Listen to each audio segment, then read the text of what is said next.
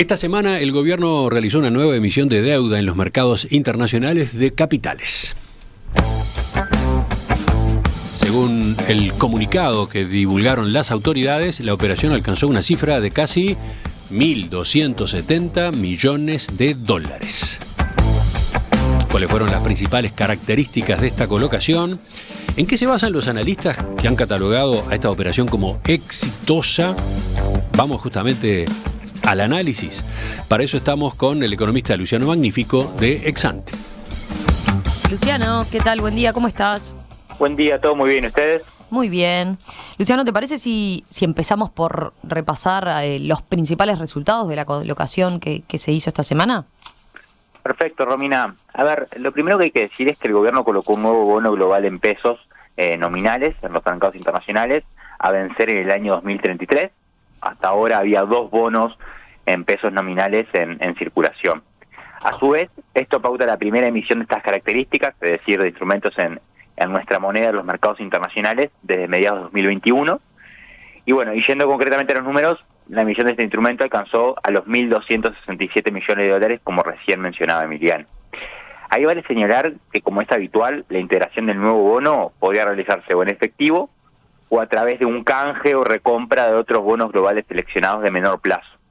En particular, de los bonos que podían presentarse, estaban los 2 en pesos nominales que existentes hasta ahora, cuyos vencimientos son en 2028 y 2031, 2 en unidades indexadas, a vencer en 2027 y 2028, y 3 en dólares con vencimientos que iban entre 2024 y 2027, es decir, en todos casos, instrumentos de menor plazo que el bono que ahora se emite. Entonces, al final de la operación, y de esos 1.267 millones de dólares que mencionaba antes, el gobierno obtuvo lo que se conoce como fondos frescos por 1.000 millones de dólares, mientras que los restantes 267 millones aproximadamente fueron destinados a la recompra de los instrumentos de menor plazo que recién mencionaba. Bien. Luciano, a ver, en general la operación fue catalogada desde ámbitos políticos y desde los analistas privados como exitosa, ¿no? Que es algo que suele repetirse cada vez que hay una instancia de emisión en los mercados internacionales en los últimos años. ¿En qué se mide el éxito de estas colocaciones? A ver, es así como decís, Romina, esa fue la valoración desde diferentes ámbitos, y en general esta operación puede catalogarse como exitosa por un conjunto de factores. Por un lado, esta emisión continúa con el proceso de desdolarización que se ha seguido en los últimos años. En particular, se emitió deuda en pesos, por lo que la participación de la deuda en moneda nacional en el total del endeudamiento del sector público se incrementa tras esta operación. Por otra parte, es importante destacar que el bono emitido pasa a ser el más largo de la curva de bonos globales en pesos nominales, como mencionaba antes, lo que también ayuda a extender los plazos de la deuda en esta moneda. Por el otro lado, la demanda de los inversores volvió a ser relativamente alta. El comunicado habla de más de 2.200 millones de dólares, lo que marca que los distintos inversores del exterior siguen teniendo bastante apetito por la deuda uruguaya. Uh-huh. Y bueno, y además de todo esto, el otro componente sin duda fundamental para evaluar el resultado de una emisión es la rentabilidad que se le termina otorgando al inversor para que justamente compre los títulos. Bien, ¿y cómo puede catalogarse la operación bajo esa perspectiva, desde ese punto de vista? A ver, desde ese punto de vista, los resultados también fueron positivos. En concreto, el bono en pesos nominales se emitió con una rentabilidad para el inversor de 9,75% anual.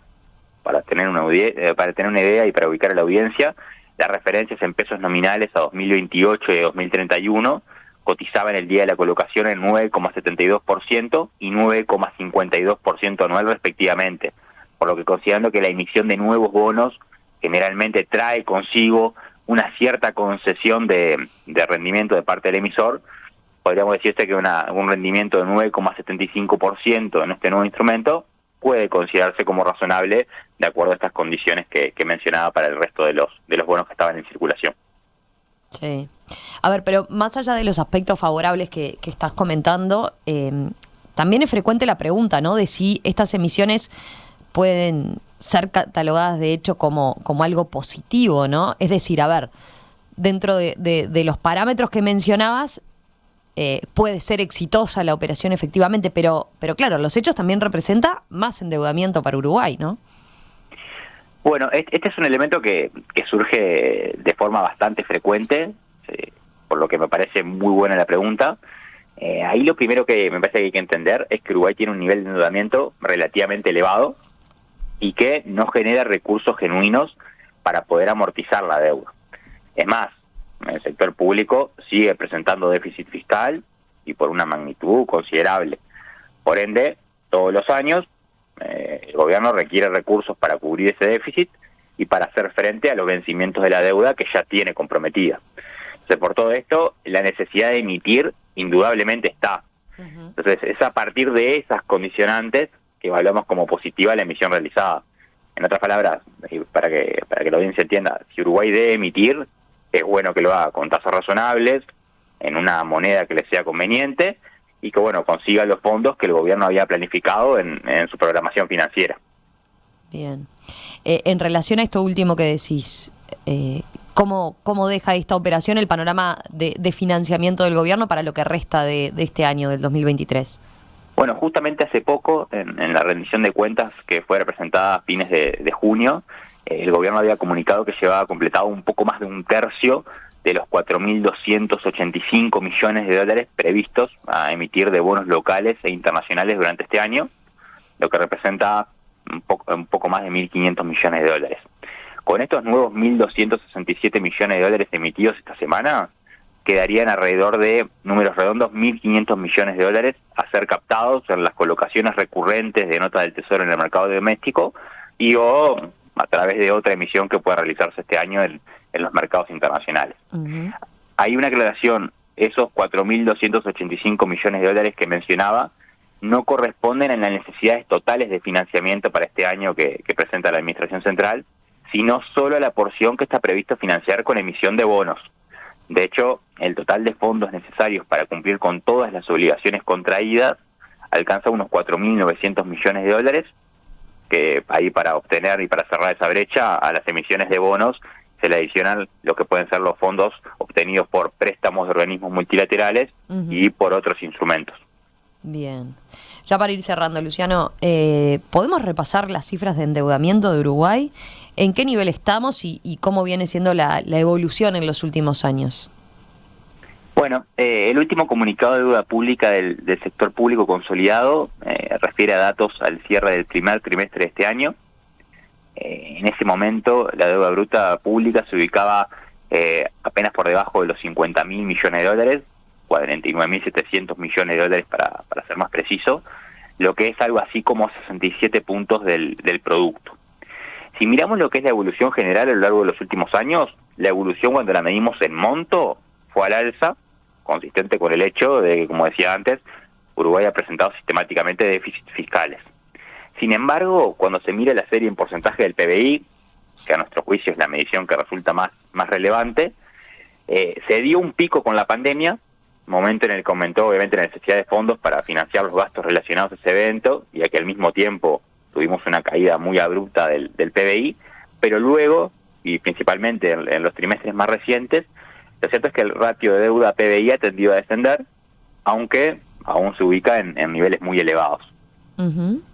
¿Y hay riesgo entonces de que estos niveles de endeudamiento determinen que los inversores internacionales, por ejemplo, ya no demanden bonos uruguayos?